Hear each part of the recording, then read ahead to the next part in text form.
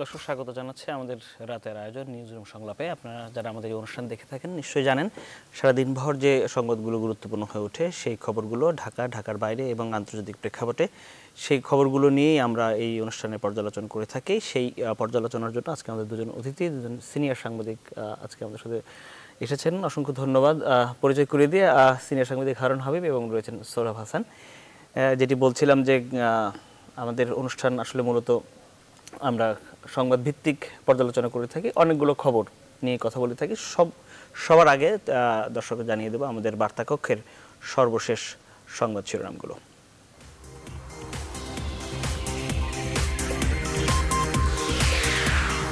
বিনম্র শ্রদ্ধায় ভাষা শহীদদের স্মরণ করল জাতি, কেন্দ্রীয় শহীদ মিনারে সর্বস্তরের মানুষের ঢল। বাংলা ভাষার সঠিক ব্যবহারের আহ্বান প্রধানমন্ত্রীর, ভাষার টানে বাঁধনহারা আবেগে একাকার হলো দুই বাংলার মানুষ। সর্বক্ষেত্রে বাংলা ভাষার ব্যবহার এখনও খাতা কলমে, অপারগতা স্বীকার করলেন প্রধান বিচারপতি। সীমান্তে লুকিয়ে থাকা বাংলাদেশি জঙ্গি ও নাশকতাকারীদের ফেরত পাঠাবে ভারত, জানালেন বিএসএফ মহাপরিচালক। এমপি লিটনের হত্যাকারী নিয়ে নানা গুঞ্জন, জড়িত সন্দেহে সুন্দরগঞ্জের সাবেক এমপি কাদের খান গ্রেফতার।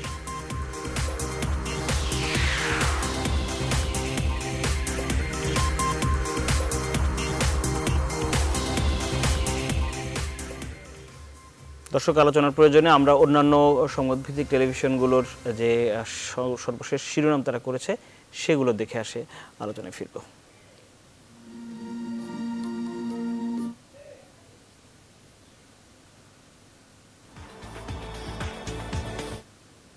অতল শ্রদ্ধার ভালোবাসার ফুলে ভাষা শহীদদের স্মরণ, সবার স্মৃতিতে অম্লান 52 রক্ত ঋণ।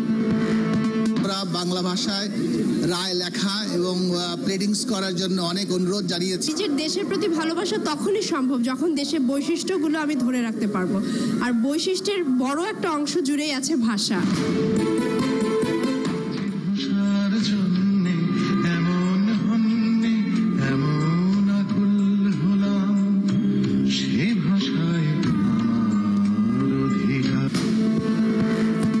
সবার কণ্ঠে কণ্ঠে রক্তে রাঙানো 21 পদক্ষেপে ভাষার অহংকার, অসাম্প্রদায়িক চেতনার প্রত্যয়।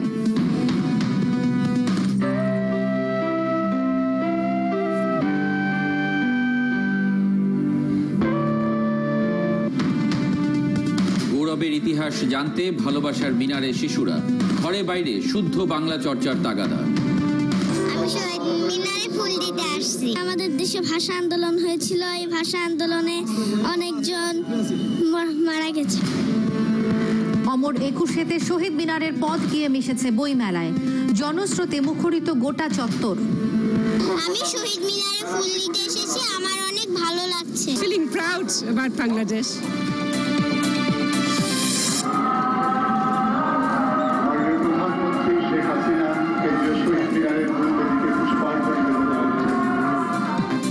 বিনম্র শ্রদ্ধায় ভাষা শহীদদের স্মরণ, শোক আর ভালোবাসায় একাকার স্মৃতির মিনার।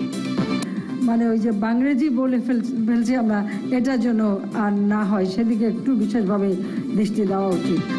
ইংরেজি উচ্চারণে বাংলা না বলতে তরুণ প্রজন্মের প্রতি প্রধানমন্ত্রীর আহ্বান, জীবিকার প্রয়োজনে শিখতে হবে অন্য ভাষাও। এমপি লিটন হত্যা মামলায় গাইবান্ধার সাবেক সংসদ সদস্য কাদের গ্রেপ্তার, লিটনের বোনের গাড়িতে হামলা ভাঙচুর।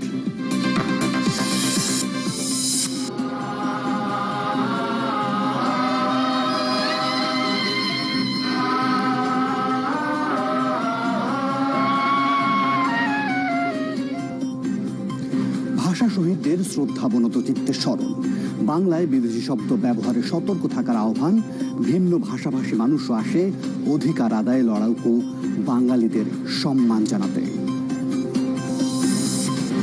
বরেন্দ্র অঞ্চলে প্রত্যন্ত গ্রামেও 21শে ফেব্রুয়ারি চেতনায় উজ্জীবিত মানুষ, নড়াইলে লাখো মোমবাতি প্রজ্বলন।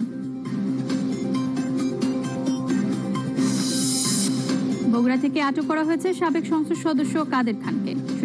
সুন্দরগঞ্জের এমপি লিটন হত্যায় জিজ্ঞাসাবাদ করা হবে জানিয়েছে পুলিশ। শেষ হলো বিজিবি বিএসএফ মহাপরিচালক পর্যায়ের বৈঠক, জঙ্গি তৎপরতার ব্যাপারে তথ্য আর আইনগত সহায়তার অঙ্গীকার।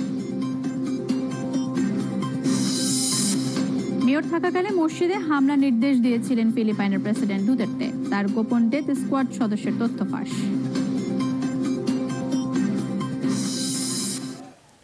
দর্শক আর একটু জানিয়ে রেখে আলোচনার সুবিধার্থে আমাদের দুজন সহকর্মী রিয়াজ হায়দার চৌধুরী চট্টগ্রাম থেকে এবং শাহদিদার আলম নোবেল সিলেট থেকে যুক্ত হবেন। যেটি আমরা দেখলাম প্রায় সবগুলো টেলিভিশনে আসলে সঙ্গত কারণেই মহান 21 প্রভাত ফেরি সব কিছু মিলেই ছিল। হারুন হাবিব, আপনার কাছে আমি জানতে চাই, কমপক্ষে 1960 সাল থেকে আপনি ঢাকার প্রভাত ফেরি দেখছেন, সেই হিসেবে প্রায় 56-57 বছর। প্রতিবারই বাংলা ভাষাকে অমলিন, বাংলা ভাষাকে সর্বক্ষেত্রে ব্যবহার করার বিষয়গুলো নিশ্চয়ই আপনি লিখেছেন, বলেছেন, চেষ্টা করেছেন, কিন্তু আসলে কত দূরে আমরা পৌঁছলাম? অন্তত স্বাধীনতারও 45 বছর পার করেছি আমরা। আসলে ঠিকই বলেছেন, অনেক সেই 60 সাল থেকে আমি নিয়মিতভাবে ঢাকায় বসবাস করি। এর আগেও জেলা শহরগুলোতে প্রভাত ফেরিতে গিয়েছি, ঢাকাতে আসার পর থেকে তো বটেই। প্রতি বছরই 21শে ফেব্রুয়ারিতে আমরা ঠিক আগে যখন আসে, 21 মার্চ শুরু যখন হয়, তখন থেকে 21শে ফেব্রুয়ারি পর্যন্ত এক ধরনের আবেগ আমাদের মধ্যে কাজ করে। সে আবেগটা সঙ্গত কারণেই বাংলা ভাষার প্রতিষ্ঠা, সর্বস্তরে বাংলা ভাষা প্রচলনের যে ব্যাপারটা, সেটা কিন্তু আসলে বাস্তবে কি তা হয়েছে? এই গতকালকেও আমি দেখলাম, কিংবা আজকে আমাদের প্রধান বিচারপতি ক্ষমা চেয়েছেন যে আদালতে পরিপূর্ণভাবে বাংলা ভাষার ব্যবহার করা যায়নি। উনি ওনার অপারগতা প্রকাশ করেছেন, দুঃখ প্রকাশ করেছেন যে আমরা করতে পারিনি। অন্যদিকে যেটা দেখা যাচ্ছে যে অফিস আদালতে যে বাংলা ভাষার প্রচলন, সেটা পরিপূর্ণ হয়নি বলে আমরা বলতেই পারি। এখনো শুধু বিদেশের সঙ্গে সরকারি যে আদান প্রদান চিঠিপত্র, সেগুলো তো সঙ্গত কারণে ইংরেজিতে হবে, সেটা কোনো ভুল নেই, কিন্তু আমাদের ভেতরেও অভ্যন্তরীণভাবেও যে সেটা খুব একটা কার্যকর হয়েছে আমার মনে হয় না।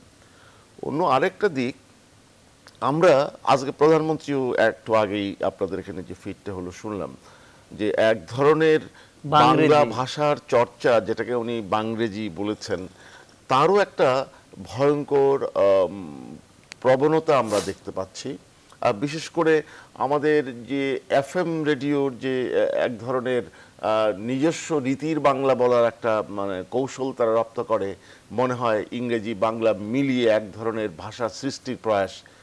এটা আমার মনে হয় সব কিছু মিলিয়ে এটা খুব ভালো লক্ষণ বলে আমার কাছে মনে হয় না। আসলে আমরা 21শে ফেব্রুয়ারিটা একটা কি বাৎসরিক রীতি, যে এটা আমরা ওই সময়ে পালন করব, এই কথাগুলো বলবো, তারপরে ভুলে যাব? আমার মনে হয় বাঙালি জাতির সবচেয়ে যে বড় অর্জনগুলো রয়েছে, সেটা 21শে ফেব্রুয়ারি তো নিঃসন্দেহে, আমাদের ভাষা আন্দোলন নিঃসন্দেহে, আমাদের পরবর্তীকালের গণ আন্দোলন এবং সর্বশেষে আমাদের মহান মুক্তিযুদ্ধ। কিন্তু এগুলো আমরা যেন শুধু স্লোগান সর্বস্ব করে তুলেছি আমাদের জাতিগতভাবে।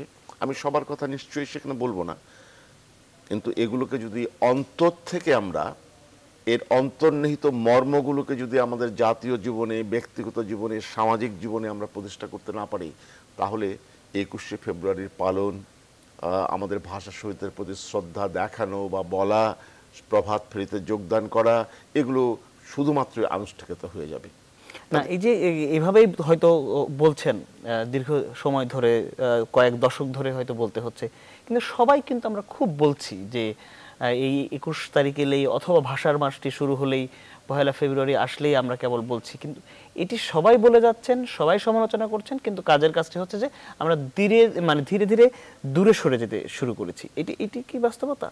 এটাই তো এক ধরনের বাস্তবতা। নিশ্চয়ই আপনি ঠিকই বলেছেন। আমরা কিন্তু বলছি, আমরা যে এই যে আমি যে আজকে সমালোচনা, এটা একটা আত্মসমালোচনাও বটে। আমি কি নিজে আমার পরিসরে বা আমার যে স্ফিয়ার আছে, সেখানে কি আমার ভাষাগতভাবে যা করা উচিত সেটাকে আমি করতে পারছি? কাজে আমি আমাকেই দোষারোপ করছি। আমার মনে হয় এই সমালোচনাটা মানে যাতে নিজে নিজে আমরা আত্মপ্রবঞ্চক না হই, সে কারণে। দেখুন, আসলে এই যে বাংলা ভাষার চর্চা, বাংলা ভাষার যে 21-এর যে আমাদের জাতীয়তাবাদের উন্মেষের যে ব্যাপারটা 21 থেকে এসছে, বা আমাদের ভাষা আন্দোলন থেকে এসছে, এগুলো দুঃখজনকভাবে হলেও আমরা তার মর্মগত স্থল থেকে বোধহয় দূরে সরে এসেছি। এবং আমি দেখতে পাচ্ছি এটা কেবলমাত্রই এক ধরনের আনুষ্ঠানিকতা হচ্ছে, যে আনুষ্ঠানিকতাটা আমার মনে হয় আমাদের জন্য মঙ্গল বয়ে আনছে না। যদিও এই হতাশার বিপরীত চিত্র দিয়ে দৈনিক প্রথম আলো একটি খবর প্রকাশ করেছে আজকে আমরা দেখেছি যে বিশ্বের 4টি মহাদেশের 100টি বিশ্ববিদ্যালয়টি পড়ানো হচ্ছে, যদিও বাংলাদেশের কোনো পরিসংখ্যান সেখানে ব্যবহার করা হয়নি। বাংলাদেশের বাস্তবতা কি, বাংলাদেশের পাবলিক বিশ্ববিদ্যালয়, প্রাইভেট বিশ্ববিদ্যালয়গুলোর কি অবস্থা সেটি ছিল না, কিন্তু আন্তর্জাতিক প্রেক্ষাপটে বাংলা অনেক শক্তিশালী হয়ে উঠছে। কমপক্ষে 32 কোটি মানুষ বাংলা ভাষায় কথা বলে। সৌরভ হাসান, আপনার প্রথম আলোর যুগ্ম সম্পাদক, জানতে চাই যে এই রিপোর্টটি সম্পর্কে একটু আমাদেরকে একটু খোলাসা করে যদি বলতেন। ধন্যবাদ। ইফতেখার মাহমুদ আমাদের সহকর্মী রিপোর্টটি করেছেন এবং তিনি বিভিন্ন দেশের বিশ্ববিদ্যালয়, শিক্ষা প্রতিষ্ঠান, গণমাধ্যম যে বাংলা ভাষার চর্চা করছে, গবেষকরা চর্চা করছেন এবং বাংলা ভাষাভাষী এবং বিদেশিরা তারই একটি চিত্র তুলে ধরেছেন। এই চিত্রটি অবশ্যই উজ্জ্বল চিত্র, যে এবং কিছু উদাহরণ সেখানে, এবং বেশ কয়েক বছর আগে কিন্তু এরকমও রিপোর্ট হয়েছিল যে বাংলা ভাষার চর্চা কমে যাচ্ছে। তার থেকে যে মোড় ফেরানো, এর একটি বড় কারণ যে বাংলা ভাষাভাষী মানুষ বিশ্বের অনেক দেশে গিয়েছে, এবং যেহেতু তারা সেখানে বসবাস করে, সুতরাং ওই দেশের যারা রাষ্ট্র পরিচালনা, ওই দেশ যারা পরিচালনা করেন, তাদের রাষ্ট্রীয় নীতিতে বা শিক্ষা নীতিতে এটি স্থান পেয়েছে। অর্থাৎ একটি বিদেশি ভাষা হিসেবে, অন্যতম বিদেশি ভাষা হিসেবে বাংলা চর্চা, বাংলা গবেষণা এবং বাংলা ভাষাকে মর্যাদা দেওয়া। এবং আমরা জানি, যেটা এখানে নেই এই রিপোর্টে, যে সিরিয়ালিয়ন, সেখানে বাংলা ভাষাকে বিশেষ মর্যাদা দেওয়া হয়েছে।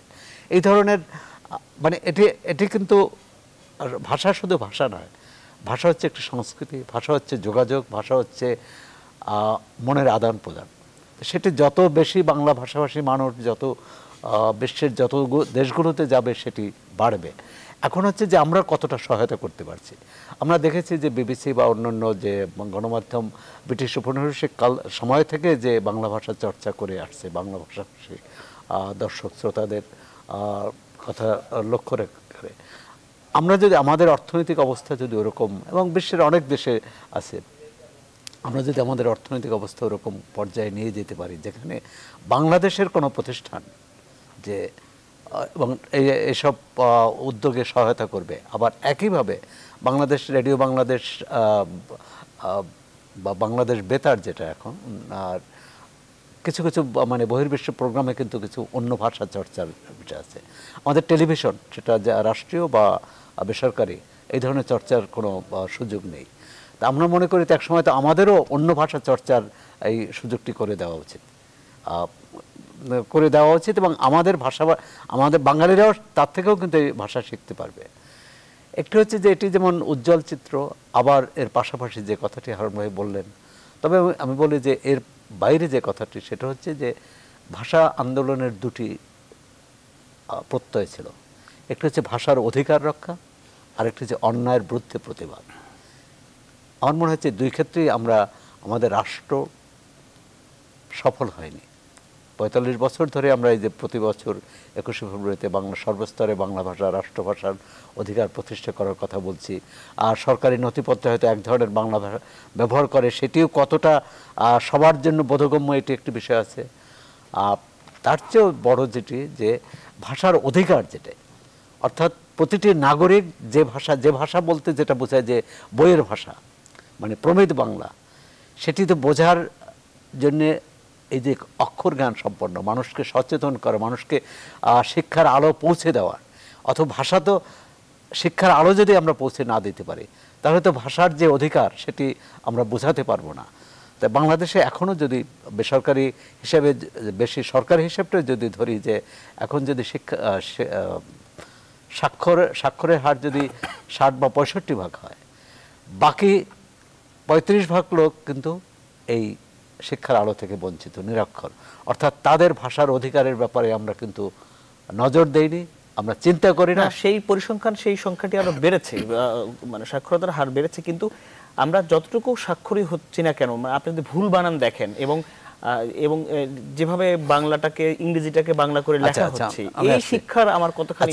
প্রথমত হচ্ছে যে আমাদের পুরো শিক্ষার যে গলদ আছে, একটা হচ্ছে যে আমরা কথা ছিল যে একটা মানে একমুখী শিক্ষা হবে, অর্থাৎ অষ্টম শ্রেণী পর্যন্ত একই পাঠ্যক্রমে সব শিক্ষার্থী পড়াশোনা করবে, তাহলে তাদের মধ্যে এই যে ভাষা শেখা বা অন্য বিষয়ের প্রতি আগ্রহ তৈরি করা বা অনুশীলন করা সেই এটা নেই। কেউ মনে করে যে এখন যারা স্কুল মাধ্যমে মানে ইংরেজি মাধ্যমে পড়াশোনা করে যে বাংলা শেখার প্রয়োজন নেই, আবার যারা বাংলা মাধ্যমে পড়াশোনা করে বা যাদেরকে সেখানে পাঠানো হয় সেখানেও কি শিক্ষা দেওয়া হয়, কতটুকু দেওয়া হয়। না হলে এই যেটা বললেন যে একটা হচ্ছে এই যে যেটা বলা হয় যে ইংরেজি বাংলা মিশেল, সেটি হচ্ছে এক ধরনের দুর্বলতা, বাংলা বলা হয়, সেটা এক ধরনের দুর্বলতা। তার চেয়েও বড় দুর্বলতা হচ্ছে যে আমরা একটি ভাষা শেখানোর জন্য যে অনুশীলন, যে দক্ষতা, যে শিক্ষক, দক্ষ যোগ্য শিক্ষক প্রয়োজন, যে পাঠ্যক্রম প্রয়োজন, সেটি আমরা তৈরি করতে পারিনি। আমাদের পাঠ্যক্রমের দুর্বলতা আছে, আমাদের শিক্ষকতা যারা করবেন সেই মানব সম্পদ তৈরিতে দুর্বলতা আছে, এবং সবশেষে আমরা শিক্ষার্থীদের কি পড়াবো, তাদের কি আগ্রহ, কিভাবে পাঠ্যক্রমটা হবে, কিভাবে অনুশীলন হবে, সে ব্যাপারে সেই আলোচনায় আমরা নিশ্চয়ই যাব। কিন্তু একেবারে ভাষার ব্যবহারটা যে একদম বিকৃত হয়ে যাচ্ছে সেটি নিয়ে এটি নিয়ে আমি খুব চিন্তিত না, কারণ এটি ভাষা কিন্তু আপন গতিতে চলবে। এটা যারা কৃত্রিমভাবে এটি চালু করার চেষ্টা করছে, এটি চাপিয়ে দেওয়ার চেষ্টা করছে, সেটা টিকবে না। বেশ কয়েক বছর আগে কিন্তু আরও বেশি বিশৃঙ্খলা ছিল, বিশেষ করে টেলিভিশনে যে নাটক হতো অথবা অন্য মাধ্যমে, রেডিওর কথা বললেন, এফএম রেডিও কিছু প্রবণতা আছে, বেসরকারি চ্যানেলেও আছে, কিন্তু এটি আমার মনে হচ্ছে যে বড় সমস্যা না। কারণ এটি যদি আমরা সার্বিকভাবে অনুষ্ঠান দেখি, যেমন একটা যদি পুরো 24 ঘন্টা যদি অনুষ্ঠান হয় বা 12 ঘন্টা হয়, তার মধ্যে এটা হয়তো একটি অনুষ্ঠান বা দুটি অনুষ্ঠান, বাকি সময়টা কিন্তু চেষ্টা করে, আমরা ভুলভাবে বললেও যে প্রমিত বাংলা ব্যবহার করার চেষ্টা করা হয়। আমি একটু যুক্ত হতে চাই, আমাদের দুজন সহকর্মী ঢাকার বাইরে রয়েছেন, চট্টগ্রামে যেতে চাই, সহকর্মী রিয়াজ হায়দার রয়েছেন, তার কাছে জানতে চাই যে আজকে ঢাকাতে আমরা যেভাবে দেখেছি নিশ্চয়ই চট্টগ্রামেও ঠিক সেভাবেই মহান ভাষা দিবস পালিত হয়েছে, এবং আপনার অভিজ্ঞতার থেকে যদি বলেন রিয়াজ হায়দার চৌধুরী যে কেমনটি দেখলেন, আগের থেকে তুলনা করে যদি একটু পর্যালোচনাও করেন যে শুধু আমরা এই আনুষ্ঠানিকতার মধ্যেই থাকছি কিনা, যেটি হারুন হাবিব বলছিলেন, আসলে চট্টগ্রাম বিভাগের বা চট্টগ্রাম শহরের বাস্তবতাটা কি অন্তত সর্বক্ষেত্রে বাংলা ভাষা ব্যবহারের।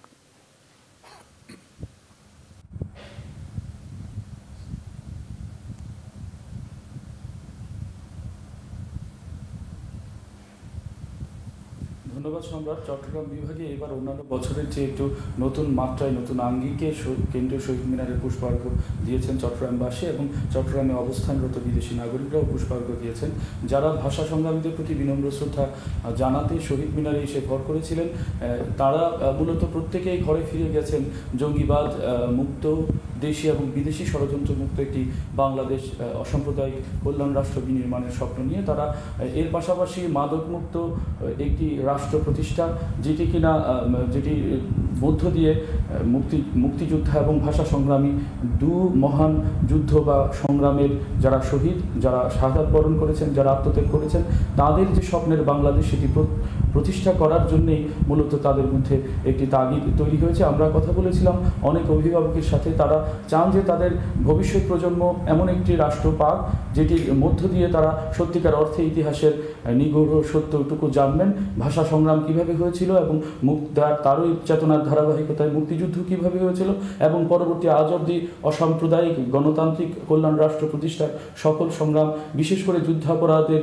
যে কালিমা, সেটি মুক্তির যে সংগ্রাম সেটি, এবং আন্তর্জাতিক অঙ্গনে মাতৃভাষার যে স্বীকৃতি অর্জন সেটি কীভাবে হয়েছে, এইসব জানান দেওয়ার জন্য অভিভাবকদের মধ্যে একটি তাগাদা আমরা অনুভব করেছি।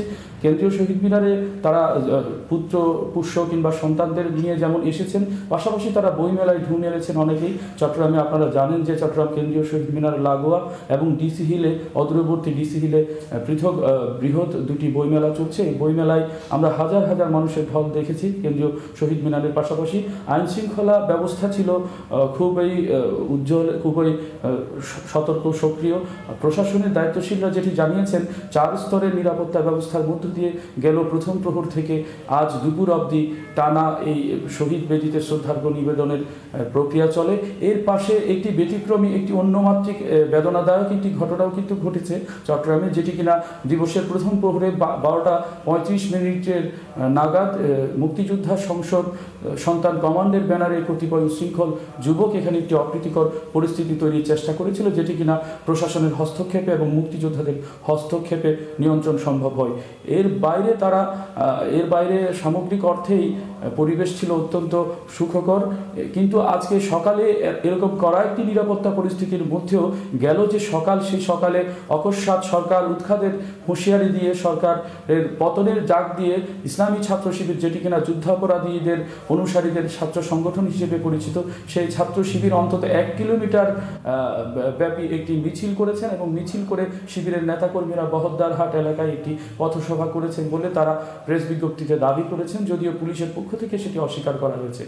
এর বাইরে আজকে দিনের আরেকটি কিন্তু আলোচিত ঘটনা আছে, যেটি কিন্তু মুক্তিযুদ্ধের চেতনার সাথে অনেকটা সাংঘর্ষিক। গতকাল চট্টগ্রাম দক্ষিণ জেলা মহিলা আওয়ামী লীগের একটি সম্মেলন হয়েছে এবং সেই সম্মেলনে যুদ্ধাপরাধী হিসেবে অভিযুক্ত কিংবা জামাতের মজলিসের শুরার সদস্য মমিনুল হক চৌধুরীর কন্যা, যিনি কিনা সাতকানিয়া আসনের আওয়ামী লীগের সংসদ সদস্য আবু রাজা মোহাম্মদ নিজামুদ্দিন নদবীর স্ত্রী রিজিয়া রাজা চৌধুরী, তাকে দক্ষিণ জেলা আওয়ামী লীগের সাংগঠনিক সম্পাদক পদ দেওয়া হয়েছে, যেটি কেন্দ্র করে ক্ষমতাসীন আওয়ামী লীগের মধ্যেই তীব্র প্রতিক্রিয়া চলছে। সার্বিক অর্থে যদি বলা হয় যে শহীদ বেদিতে শ্রদ্ধা জানাতে আজকে যারাই এসছেন, তারা বাংলা ভাষার প্রকৃত ব্যবহার, সদ্ব্যবহার এবং সর্বস্তরে প্রকৃত প্রমিত বানান, রীতি চালু এবং শুদ্ধ উচ্চারণের যে চর্চা, সেটির প্রতিও তারা মনোযোগ দেওয়ার জন্য তাগিদ দিয়েছেন। সম্রাট, এই ছিল সামগ্রিক অর্থে আজকের শহীদ দিবস কিংবা আন্তর্জাতিক মাতৃভাষা দিবস কিংবা। ধন্যবাদ রিয়াজ হায়দার চৌধুরী। আমি যেতে চাই, সিলেটে রয়েছেন সহকর্মী দিদার আলম নোবেল। নোবেল, একটু জানতে চাই যে অনেক ঘটা করে আমরা এই 21শে ফেব্রুয়ারি পালন করছি, যে আলোচনাটা আমরা করছি, কিন্তু বাস্তবতা কি বলছে যে আমরা ভাষার ব্যবহার আসলে কতখানি, বিশেষ করে বাংলা ভাষার সর্বক্ষেত্রে বাংলা চালুর যে বিষয়টি আমরা আক্ষেপের সাথে বলছি, সেটির বাস্তবতা সিলেট শহরে কি?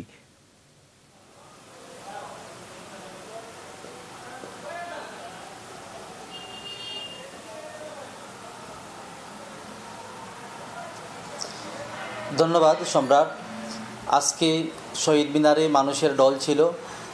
সকালে প্রভাত ফেরি করে বিভিন্ন শিক্ষা প্রতিষ্ঠান, সামাজিক এবং রাজনৈতিক সংগঠন তারা শহীদ মিনারে এসে শ্রদ্ধা নিবেদন করেন ভাষা শহীদদের প্রতি। এছাড়া মহান 21শে প্রথম প্রহরেও গুড়ি গুড়ি বৃষ্টি উপেক্ষা করে মানুষ শ্রদ্ধা নিবেদন করেছে।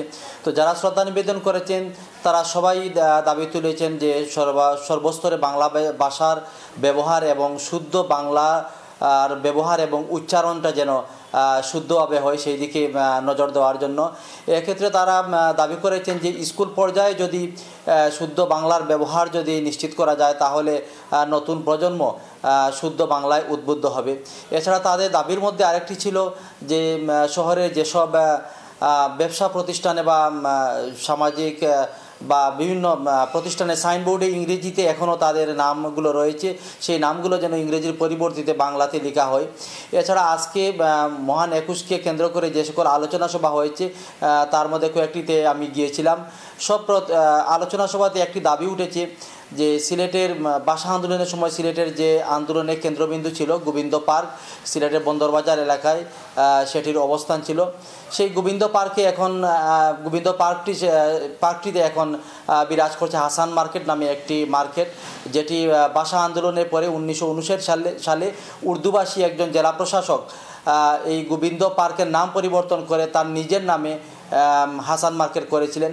সেই পার্কটি আবারও পুনরুদ্ধার করা এবং পার্কের জায়গায় ভাষা আন্দোলনের স্মৃতি ধরে রাখার মতো কোনো একটি স্থাপনা নির্মাণের একটি দাবি উঠেছে এবং সেই দাবি যারা করেছেন তাদের বেশিরভাগই ছিলেন এই প্রজন্মের তরুণরা। এই তরুণদের কাছ থেকে এমন দাবি শুনে যারা সিলেটের সুশীল সমাজের প্রতিনিধি আছেন তারা বলেছেন যে এটি আশ্বস্ত হওয়ার মতো একটি বিষয় যে তরুণরা ভাষার ইতিহাস নিয়ে চর্চা করছে, ভাষার ইতিহাস জানছে এবং সময়ের ব্যবধানে চাপা পড়া একটি ইতিহাস তারা পুনরুদ্ধারের চেষ্টা করছেন। এবং এই বিষয়টি আমরা আজকে সকালে সিলেট সিটি কর্পোরেশনের প্রধান নির্বাহী কর্মকর্তাকে আজকে সিলেট জেলা প্রেস ক্লাবের একটি অনুষ্ঠানে তার দৃষ্টি আকর্ষণ করেছিলাম। তিনি বলেছেন যে মার্কেটটি হয়তো এখন আর ভেঙে ফেলা সম্ভব না বা পার্কটি আগের মতো উন্মুক্ত করা সম্ভব না, তবে মার্কেটের নাম পরিবর্তন এবং সেখানে ভাষা শহীদদের স্মৃতি রক্ষার্থে একটি স্থাপনা নির্মাণে তিনি বিশেষ উদ্যোগ গ্রহণ করবেন। মোটামুটি আজকে সারাদিনই ভাষা শহীদদের প্রতি শ্রদ্ধা নিবেদন এবং সর্বস্তরে বাংলা ভাষার প্রচলনের চালুর দাবিতে নানা আয়োজন অনুষ্ঠিত হয়েছে সিলেটে। এমনই দিন কেটেছে সম্রাট। অসংখ্য অসংখ্য ধন্যবাদ রিয়াজ হায়দার চৌধুরী এবং সাদিদার আলম নোবেল এত রাত্রে আমাদের সাথে যুক্ত হওয়ার জন্য। দর্শক আপনারা যারা আমাদের সাথে আছেন, আমাদের আসলে একটি বিরতি নিতে হচ্ছে, বিরতির পরে আমরা আমাদের মূল আলোচনায় ফিরে আসছি।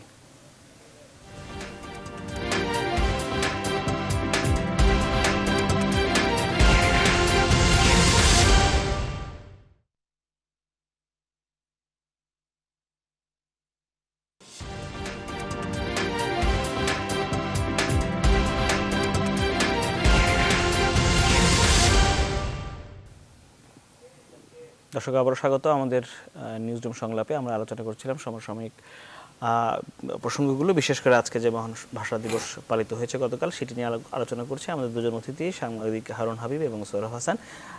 কাল সকালে যে পত্রিকাগুলো আপনাদের হাতে পৌঁছাবে তার 3টি পত্রিকা আমার হাতে রয়েছে, তাদের শিরোনামগুলো একটু জানিয়ে দিই। বাংলাদেশ প্রতিদিন শিরোনাম করেছে সাবেক এমপি কাদের গ্রেফতার। এটা হচ্ছে এমপি লিটন হত্যাকাণ্ড নিয়ে, ভোটের আগে কদরবারে ছোট দলের। প্রধানমন্ত্রীর একটি বক্তব্য রয়েছে বাংরেজি থেকে ছেলে মেয়েদের সরিয়ে আনতে হবে।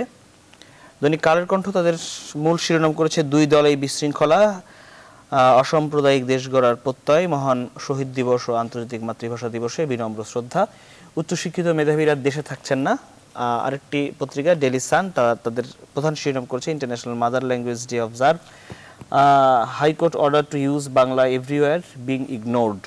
এটি তাদের অন্যতম প্রধান শিরোনাম ছিল, যেটি আমরা আলোচনা করছিলাম যে এই যে লিটন হত্যার ঘটনায় সাবেক এমপি কাদের গ্রেফতার, এটি হঠাৎ করেই একটু আলোচনার বিষয় হয়ে দাঁড়িয়েছে। এবং লিটনের বোন যে তার গাড়ি ভাঙচুরের ঘটনা ঘটছে, সৌরভ হাসান আপনি বলছিলেন, আসলে এইটি কোথায় যাচ্ছে? প্রথম আমরা অনেক তাৎক্ষণিক না, প্রথমত আমরা দেখতে চাচ্ছি বা যে কোনো আইনের প্রতি আস্থাশীল নাগরিকের দেখতে চাওয়া যে অপরাধ যে করেছে তাকে আইনের আওতায় আনা এবং তার শাস্তি নিশ্চিত করা। লিটন এমপি হিসাবে তিনি যেভাবে মূল্যায়িতই হন না কেন বা তিনি অপরাধ করলে সেটি তার বিচারে এখন সুযোগ নেই, সেটি আমরা সমালোচনা করতে পারি, কিন্তু তাকে যেভাবে হত্যা করা হয়েছে সেটা তার বিচার হতো। তাকে যেভাবে হত্যা করা হয়েছে সেটা তো তারও বিচার হতে হবে। এবং সেই বিচারের জন্য প্রথমেই যেটি হলো যে আমরা দেখলাম যে হত্যাকাণ্ডের পর স্থানীয় জামাত নেতা সহ কয়েকজনকে গ্রেপ্তার করলো। পরবর্তীকালে এই কয়েকদিন আগেই, গত 2 দিন আগেই আইজিপি বললেন যে হত্যাকারী চিহ্নিত হয়েছে এবং তাদের আমাদের নজরদারিতে আছে, এবং এরপরে দেখলাম যে গ্রেপ্তার হয়েছে। এই গ্রেপ্তারের আগে কিন্তু আবার তার বাড়ির চারপাশে পুলিশ প্রহরা ছিল এবং তাকে বাইরে যেতে দেওয়া হয় না। আবার জাতীয় পার্টির পক্ষ থেকে এটাও বলা হয়েছিল যে তিনি আগে এই নির্বাচন করতে চান, উপনির্বাচনে অংশ নিতে চান, আর সেই নির্বাচন থেকে তাকে বিরত রাখার জন্য এটি করা হয়েছে কিনা, এটি নিয়ে যে নানা রকম প্রশ্ন আছে। আবার দেখলেন যে এমপি লিটন যিনি মারা গেছেন তার বোনের গাড়িতে হামলা হয়েছে এবং সেই হামলার পিছনে যারা হামলা করেছে তারাও আওয়ামী লীগের অনুসারী। আবার বোন কিন্তু নিহত এমপির তিনি আওয়ামী লীগ করতেন, বোন দ্বিতীয় অন্য কোনো দল করতেন এরকম কোনো খবর আমাদের জানা নেই। সেক্ষেত্রে একটা দলের ভিতরের কোনো সমস্যা কিনা। আবার এর সাথে যুক্ত হয়েছে, প্রথম বলা হলো জামাত ইসলামে, জামাতের যুক্ততার কথা বলা হলো, স্থানীয় আরও 2-1জনকে ধরা হলো, এখন জাতীয় পার্টির এক সাবেক এমপি। তো পুরো বিষয়টার মধ্যে একটা ধোঁয়াশে ভাব লক্ষ্য করা যাচ্ছে।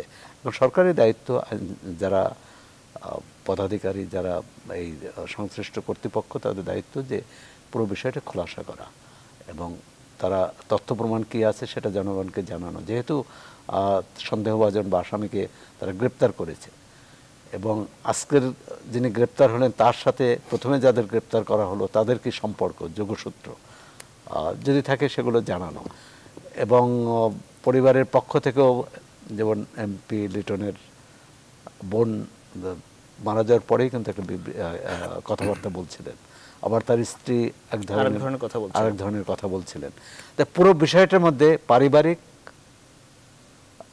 কোনো দ্বন্দ্ব বিরোধ ছিল কিনা, দলীয় কোনো দ্বন্দ্ব বিরোধ ছিল কিনা, বা একজন সাংসদকে তার যে প্রতিদ্বন্দ্বী অন্য দলের থেকে দলে থাকতে পারে তারা এটার সাথে যুক্ত কিনা, না একেবারেই কেউ হত্যাকারীদের ব্যবহার, কেউ মানে ভাড়াটে মানুষ দিয়ে খুন করেছে কিনা, মানে পুরো বিষয়টার আমার মনে হয় যে সরকারের উচিত যে এটি ব্যাখ্যা করা, যে তারা যেটুক তথ্য প্রমাণ পেয়েছে এবং সেটি অবশ্যই বিচারে সহায়তা করবে। হারুন ভাই, আপনার কাছে আসতে চাই, এর আগেও আমরা এই আলোচনাগুলো করেছি যে এই দলীয় অন্তর্দ্বন্দ্বের কারণে বেশ কয়েকটি জেলায়, 4-5টি জেলায় খুনোখুনির ঘটনা ঘটেছে এবং বেশ কয়েকজন দলের স্থানীয় শীর্ষ পর্যায়ের নেতৃবৃন্দ তারা মারা গেছে, এমনটিও দেখেছি। এবং আমরা দলের নেতৃবৃন্দের সাথেও আমাদের এই টকশোতে তারা বলেছেন যে কিছু কিছু ক্ষেত্রে আসলে তারা অসহায় বোধ করছেন। এটি আপনি কিভাবে দেখেন যে একদম প্রান্তিক পর্যায় থেকে শুরু করে একজন এমপি পর্যন্ত সরকার দলীয় তারা কিন্তু এরকম আক্রোশের শিকার হচ্ছেন, এটি আপনার ব্যাখ্যাটা কি? আসলে এটার কি ব্যাখ্যা দেব আমি ঠিক বুঝতে পারছি না, কারণ আমরা এই যে একটা মানে ঐতিহ্য ট্র্যাডিশন আমরা দেখছি, এটা অনেক আগে থেকেই কিন্তু আমাদের দেশে আছে এবং ভারতবর্ষের মতো একটা বড় গণতান্ত্রিক দেশ সেখানেও দেখা যাচ্ছে যে রাজনৈতিক প্রতিপক্ষ তো চিহ্নিত থাকে, দলীয় রাজনৈতিক প্রতিপক্ষ, আদর্শিক রাজনৈতিক প্রতিপক্ষ, কিন্তু একই রাজনীতির মধ্যে, দলের মধ্যে, সংগঠনের মধ্যে দেখা যাচ্ছে প্রতিপক্ষ তৈরি হয় এবং দুর্ভাগ্যক্রমে দেখা যায় যে অনেক ক্ষেত্রেই এই অন্তর্দলীয় কলহের জের হত্যাকাণ্ডে চলে আসে।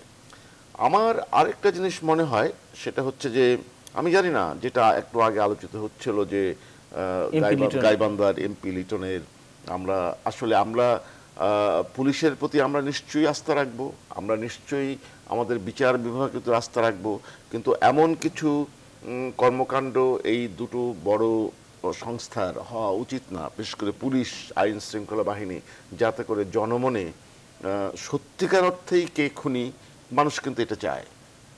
এমপি লিটন সম্বন্ধে সোহরাব হাসান একটু বললেন, হ্যাঁ নিশ্চয়ই তাকে নিয়ে এক ধরনের একটা বিতর্ক তৈরি হয়েছিল, তার পক্ষে এবং বিপক্ষে যুক্তিও রয়েছে। আমরা যেটা বলতে চাই সেটা হচ্ছে যে একজন সিটিং এমপি, উনি এখন বর্তমান জাতীয় সংসদে, কদিন আগেও উনি ছিলেন, তাকে বাড়িতে ঢুকে প্রকাশ্যে এইভাবে খুন করে চলে গেল। এখন আমি কখনোই মনে করি না যে একটি হত্যাকাণ্ড বা একটা অপরাধ ঘটবার সঙ্গে সঙ্গে যদি কেউ বা কোনো কারো কাছ থেকে এটা আসে যে অমুকে করেছে, হতে পারে পারিবারিকভাবে যারা ক্ষতিগ্রস্ত হন তারা অনেক কিছু বলবেন, কিন্তু যারা রাষ্ট্র পরিচালনা করেন, যারা আইন শৃঙ্খলা বাহিনী পরিচালনা করেন, তাদের বোধহয় সতর্কভাবে কথা বললে সত্যিকার অর্থেই হত্যাকারী যারা, তাদের নিশ্চয়ই চিহ্নিত করার সুযোগ থাকে। এখানে সোহরাব বললেন যে কয়েকজনকে গ্রেপ্তার করা হয়েছে, আবার কাউকে ছেড়ে দেওয়া হয়েছে।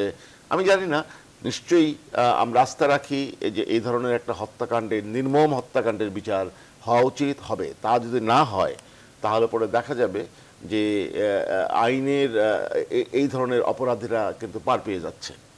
আমি যে কথাটা বলতে চাই, শুধু পার পেয়ে যাও না, তাহলে আরো অঘটন ঘটার ক্ষেত্র তৈরি হয়ে যাচ্ছে। আরেকটা জিনিস বোধহয় এখানে জানা উচিত যে আমাদের এই অন্তর্দলীয় কলহগুলো হয় সংগঠনগতভাবে, পদ নিয়ে হয়, ব্যক্তিগত রাষ্ট্রের জন্য হয়। আরেকটি বড় জিনিস বোধহয় আমাদের দেশগুলোতে, মতো দেশগুলোতে কাজ করে, সেটা হচ্ছে রাজনীতিটা ক্রমাগতভাবে যা সত্যিকার অর্থে আদর্শিক ভিত্তির উপর হওয়া উচিত ছিল, সেটা ভিত্তি আদর্শ স্লোগানে থাকে, অর্থ এবং অন্যান্য জিনিস আনুষঙ্গিকতা এখানে স্থায়ী পেয়ে যায়।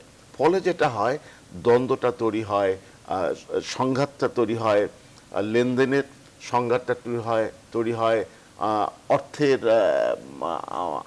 আয়োজন বা বিয়োজনের, এগুলো একটা দুর্ভাগ্য। আমরা ধরুন আমরা বলি এক করি আর এক। হ্যাঁ, আমরা যেমন ধরুন এক সময় এদেশে এই আদর্শের কারণে দেখা যেত যে আদর্শের কারণে কিন্তু মানুষ আত্মবলি দিয়েছে, রাস্তায় জনপথে পাকিস্তান বিরোধী আন্দোলনে নেমেছে। এই আত্মার মধ্যে যে আদর্শটা, যে স্লোগানটা আত্মার মধ্যে গ্রন্থনা করা ছিল তখন, এখন দুর্ভাগ্যক্রমে সব ক্ষেত্রে আমরা তা দেখছি। বলবে তো বলবার কারণ নেই, আমরা হয়তো অনেকেই স্লোগান দিচ্ছি, অনেক ভালো ভালো স্লোগান দিচ্ছি যেটা ক্ষমতাসীন দল মনে করে যেটা ভালো, কিন্তু আমরা সত্যিকার অর্থে কি সেটাকে আত্মাকে সবাই মিলে ধারণ করি? আমরা বোধহয় রাজনীতিটাকে যদি আদর্শিক পর্যায় থেকে তুলে এনে অন্য কোনো পর্যায়ে এখানে যুক্ত করা হয়, আমার দুর্ভাগ্য আমাদের যে সেটা বোধহয় এই ধরনের সংকট তৈরিতে আরো বেশি সহায়ক হয়।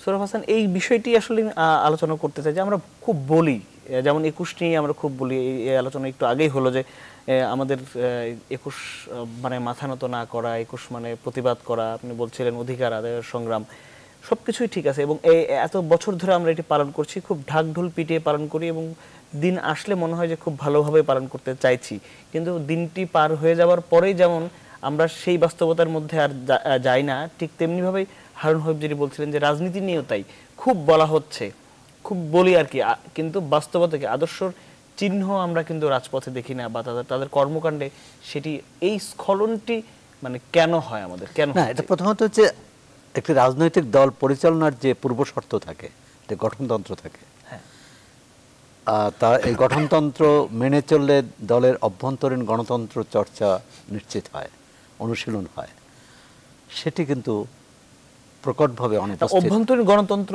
তো অন্য একটি জিনিস, কিন্তু না, অভ্যন্তরীণ গণতন্ত্র অন্য একটি জিনিস, যে আদর্শের কথা সে বলছে আমি বলছি যে সে পালন করছে না। অভ্যন্তরীণ গণতন্ত্র অন্য একটি জিনিস না, এই কারণে যে অভ্যন্তরীণ গণতন্ত্র থাকলে তাহলে নেতৃত্ব বাছাই, নেতৃত্ব তৈরির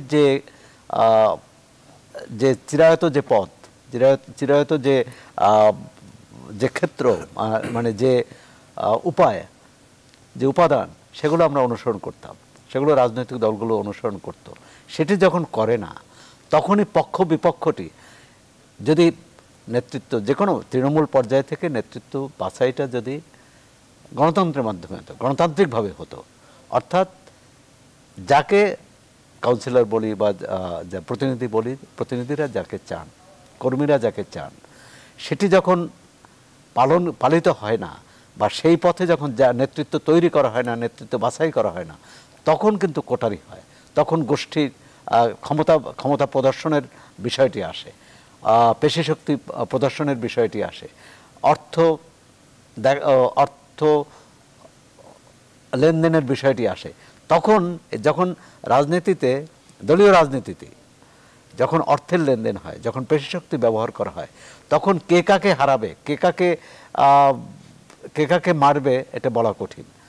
আমাদের এখানে এই অভ্যন্তরীণ গণতন্ত্র চর্চার যে অভাব, সেটি কিন্তু এই যে রাজনৈতিক বিরোধ, না হলে আজকে কেউ যে কোনো পর্যায়ে সভাপতি আছে বা সাধারণ সম্পাদক আছে, কাউন্সিল নাও চাইতে পারে তিনি থাকবেন, কিন্তু যখন এটাই হয় যে কাউন্সিলরের কোনো বিষয় নয়, মানে কর্মীরা কি চায় সেটি না, আমাকে নেতৃত্ব দেবে বা আমার মনোনয়ন নিশ্চিত করবে কোনো একটি বিশেষ মহল থেকে, ওই বিশেষ মহলের সাথে দলের হয়তো শীর্ষ পর্যায়ের যোগাযোগ আছে, অথবা এমনও তো আছে, এমন শুধু ক্ষমতাসীন দলে না, বিরোধী দলে। সেটি কিন্তু ধরেন আপনি যেটি বলতে চাইছেন যে অর্থের কারণে বা পেশি শক্তির কারণে বা তদবিরের কারণে যার হবার কথা ছিল না তিনি নেতা হয়ে গেলেন, কিন্তু এর বাইরে যারা মানে থেকে গেলেন তারা কি খুব আদর্শবান? আচ্ছা, তারা আদর্শবান না, কিন্তু তারা বঞ্চিত মনে করে।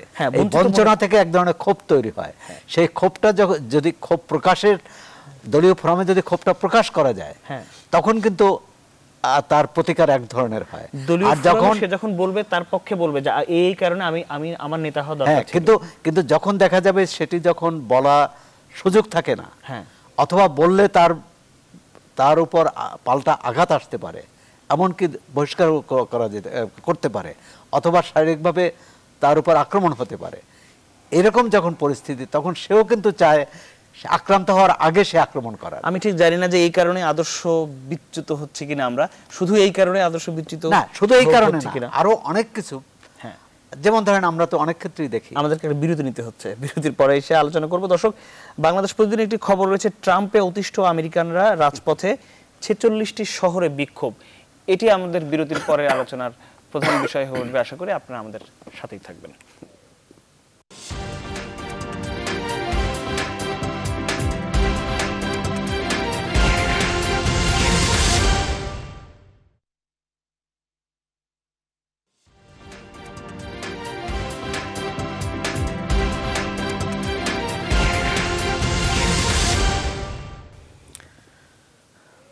দর্শক, আবার স্বাগত আমাদের নিউজরুম সংলাপে। আমরা আলোচনা করছিলাম সমসাময়িক রাজনীতি এবং মহান ভাষা দিবস যেটি পালিত হলো তা নিয়ে। আমাদের এবারের আলোচনার বিষয় যেটি আমরা আপনাকে জানিয়েছিলাম বিরতির আগে, যে ট্রাম্পে অতিষ্ঠ আমেরিকানরা রাজপথে, 46টি শহরে বিক্ষোভ। এই আলোচনায় আবারও আপনাদেরকে স্বাগত। দুজন অতিথি আবারও পরিচয় করিয়ে দিই, সাংবাদিক হারুন হাবিব এবং সোহরাব হাসান। সোহরাব হাসান, আপনাকে দিয়ে শুরু করতে চাই যে এই যে অতিষ্ঠ আমেরিকানরা রাজপথে, এরকম কিন্তু আমরা নির্বাচনের আগেও দেখেছি যে তারা চায় না, ট্রাম্প নিয়ে তারা অনেক বেশি খারাপ খারাপ কথাও বলেছে। বাস্তবতা ট্রাম্প কিন্তু দেশের প্রেসিডেন্ট হয়েছে এবং এখন 46টি শহরে বিক্ষোভ করছে তারা। বিশ্বজুড়েই এখন এক ধরনের কর্তৃত্ববাদী রাজনীতির মানে জয় জয়কার, এবং সেটা আমেরিকার নির্বাচনেও সেটি হয়েছে। এবং সেখানে কিন্তু উগ্র জাতীয়তাবাদ, মানে আমেরিকা হবে আমেরিকান শ্বেতাঙ্গদের, অন্যদের না, এই স্লোগানেই কিন্তু ট্রাম্পের জয়ের পেছনে বড় কাজ করেছে। এবং তিনি যে বলেছে ওয়াশিংটন থেকে জনগণকে ক্ষমতা জনগণের কাছে নেবে, সেটা ওয়াশিংটন থেকে না, সেটা হচ্ছে যে ওখানে সর্বধর্মের সর্ববর্ণের মানুষের যে অধিকার ছিল। আমেরিকা তো এক ধরনের বলা হয় যে ল্যান্ড অফ ইমিগ্রেন্টস, এবং ট্রাম্প নিজেও কিন্তু তার পূর্বপুরুষ কিন্তু বাইরে থেকে এসেছে, এবং সবাই এর আগের ক্লিন্টন, বুশ, এদের সবাই পূর্বপুরুষ বাইরে থেকে এসেছে। এখন ট্রাম্প এসে এই যে মানে এক ধরনের উন্মাদনা তৈরি করেছে, তার সেই উন্মাদনা নির্বাচনে জয়ী করেছে। জয়ী করার পর তিনি যে পদক্ষেপ নেন সেটাই কিন্তু প্রতিবাদের মুখে পড়েন, সেটাই প্রতিরোধের মুখে পড়ে, যে কারণে এখন অস্থিরতা এবং তার যে ব্যক্তিগত অস্থিরতা, ব্যক্তিগত যে উন্মাদনা, সেটা এখন প্রশাসনে। কারণ হয়ে আপনার কাছে আসতে চাই যে তার ব্যক্তিগত অস্থিরতা রাষ্ট্রে ছড়িয়ে পড়ছে, বিশ্বে ছড়িয়ে পড়ছে, আপনার পর্যবেক্ষণ কি বলে? আসলে দেখুন, আসলে মানে এটা 45th প্রেসিডেন্ট, উনি এই 44 জন প্রেসিডেন্ট যুক্তরাষ্ট্রে পর্যন্ত চলে গেছে, এবং ডোনাল্ড ট্রাম্পই বোধহয় একমাত্র আমেরিকান রাষ্ট্রপতি যার আচার আচরণ একেবারে সাধারণভাবেই মনে হয় যে কোনো আমেরিকান আগের প্রেসিডেন্টের মতো মনে হয়নি। হতেই পারে একটা লোক হয়তো ব্যতিক্রমী কিছু করবেন, কিন্তু ডোনাল্ড ট্রাম্প যা করছেন সেটাকে একটা মানে অনেকেই বলবেন, তার দেশ থেকে বলা হয়েছে যে এটা খুব সুস্থ মানুষের আচরণ বলে মনে হচ্ছে না। এমনকি তার আমরা দেখেছি, সোহরাব হাসান বললেন যে হোয়াইট সুপ্রিমেসির জন্য হয়েছে, তাহলে তো আমরা দেখতে পাবো যে পপুলার ভোটে তো প্রচুর হিলারি ক্লিন্টন অনেক এগিয়ে আছে, তাহলে হোয়াইট সুপ্রিমেসি আমেরিকান মানুষ সবাই গ্রহণ করেছে ভাববার কারণ নেই। তা নাহলে আপনি একটু আগে বললেন যে 45টা শহরে বিক্ষোভ হচ্ছে, এখন হচ্ছে মাত্র কতদিন হলো, বেশি দিন হয়তো 1 মাস, এবং যখন তার সোয়ারিং ইন হলো তখনও তো মার্কিন যুক্তরাষ্ট্রের প্রায় প্রতিটি শহরে এটা হয়েছে। আমার যেটা মনে হয় যে, যেটা একটু আগে আমরা ব্রেকের সময় কথা বলছিলাম, সেটা হয় যে অনেকেই এখন এই সন্দেহ করছেন যে এরকম একটি ব্যক্তি যদি বিশ্বের মানে সুপার পাওয়ারের ক্ষমতা থাকে, তাহলে কি সে ক্ষমতায় থাকতে পারবে? এটা মার্কিন যুক্তরাষ্ট্রে যেমন আলোচিত হচ্ছে, ইউরোপের দেশগুলোতে, আমাদের মতো দেশগুলোতে আলোচিত হচ্ছে, তাহলে কি দাঁড়াবে? অনেকে যেটা বলে, অংশগ্রহণকারী অনেকের হাতে ছিল ট্রাম্পকে অভিশংসনের পোস্টার। হ্যাঁ, আমি এই প্রসঙ্গটাই আসছি। দেখুন, কংগ্রেস বলুন আর সিনেট বলুন, সব জায়গাতেই কিন্তু ডেমোক্রেটরা সংখ্যাগরিষ্ঠ নেই, এবং সংখ্যালঘিষ্ঠ, তারা সংখ্যালঘিষ্ঠ। কাজেই যদি কোনো ইমপিচমেন্টের মুভ নেওয়া হয়, আমরা মাত্র গতকালকে একটা খবর দেখে আমাকে খুব আকৃষ্ট করলো, সেখানে একটা অ্যানালাইসিস দেওয়া হয়েছে যে অনেকেই বলছে ইমপিচমেন্ট করো, মানে ইমপিচমেন্ট মোশন পার্লামেন্টে বা সিনেটে নিয়ে আসো, ডেমোক্রেট অ্যানালিস্ট যারা তারা বলছে না এটা হচ্ছে ট্রাম্পেরই একটা কৌশল যদি এখন যদি করা হয় আলটিমেটলি এটাকে ট্রাম্প তার নিজের স্বার্থে ব্যবহার করবে, যে ভুলগুলো যেগুলো তার হয়েছে যেগুলো বা প্রতি মুহূর্তে সমাজের সম্মুখীন হচ্ছে সেগুলো ঢাকবার চেষ্টা করবে, আলটিমেটলি তাকে অভিশংসন করতে পারবে না। একটা জিনিস হতে পারে যে আগামী 2 বছরের মধ্যে 2 বছরের কম সময়ের মধ্যে সিনেটের নির্বাচন হবে, সেখানে ট্রাম্প যে আচরণ করছে এমনিতে আমরা দেখেছি যে পপুলার পারসেপশন বা ভোট তাতে ট্রাম্প সেখানে পায়নি, এবং ট্রাম্প অবশ্য অনেক কারণ সেখানে বলে সেটা সে ভালো বুঝে। তখন যদি সিনেটটা তাদের কন্ট্রোলে চলে আসে, ডেমোক্রেটদের কন্ট্রোলে বা এন্টি ট্রাম্প এই আচরণের ফলশ্রুতিতে, হ্যাঁ এটা আরো বেশি তো নিশ্চয়ই হয়েছে দেখা যাচ্ছে আর কি, তখন যদি অভিশংসনের কোনো মুভ আসে সেটা কার্যকর হলেও হতে পারে। তবে হ্যাঁ, কেউই কিন্তু এখন মার্কিন যুক্তরাষ্ট্রে ট্রাম্পের নিজের দল এবং ট্রাম্প নিজেও বিশ্বাস করে কিনা জানি না, সারা পৃথিবী কেউই বিশ্বাস করে না যে এই মার্কিন রাষ্ট্রপতি 45তম তার পূর্ণ মেয়াদ সে পূরণ করতে পারবে। এটা নিয়ে সবার মধ্যেই, এমনকি রিপাবলিকানদের মধ্যে সংশয় রয়েছে। সৌরভ হাসান, আপনার কাছে যেতে চাই, আমাদের অনুষ্ঠান আসলে শেষের দিকে আমরা, যেটি আপনি বলছিলেন যে ল্যান্ড অফ ইমিগ্রেন্টস, এবং ট্রাম্প নিজেও তাদের বংশধররা হয়তো একসময় অন্য জায়গা থেকে এসেছেন, সেখানে আমরা জানি অনেক বাঙালি থাকে এবং তারা এক ধরনের অস্বস্তির মধ্যে থাকে, অনেককে অবৈধ অভিবাসীর তকমা লাগানোর চেষ্টা করা হচ্ছে, এবং বাঙালি একেতে বাঙালি তারপর হচ্ছে মুসলমান, এইটি মিলে আপনার পর্যবেক্ষণ কি মনে হয় যে কি হতে যাচ্ছে? না, একটা তো সেখানে বাংলা ভাষাভাষী এবং বাংলাদেশের মানুষ সহ অন্যান্য এশীয় এবং আফ্রিকান যারা, তাদের সবার জন্যই এক ধরনের ল্যাটিন, যে তারা খুব উদ্বিগ্ন, তারা ভীত সন্ত্রস্ত, এবং বিচ্ছিন্নভাবে অনেকের উপর নানাভাবে আক্রমণও হয়েছে। সুতরাং তারা এক ধরনের নিরাপত্তাহীনতায় ভুগছে। কিন্তু সাহসের দিকটি হচ্ছে যে আমেরিকান যে গণতান্ত্রিক যে ব্যবস্থা, সেখানে কিন্তু অনেকগুলো সুরক্ষা আছে। যেমন ট্রাম্প যখন বিশেষ বিশেষ দেশের মুসলমানদের বা নাগরিকদের দেশ থেকে বের করে দিতে চাচ্ছে, দেশ ঢুকতে দিচ্ছে না, তখন নিউ ইয়র্ক সিটির মেয়র বিশাল সমাবেশে এবং সেই অভিবাসীদের সমাবেশে তিনি তাদের সুরক্ষার ওয়াদা করেছেন, এবং তিনি বলেছেন যে তাদের উপর কেউ হাত দিতে পারবে না।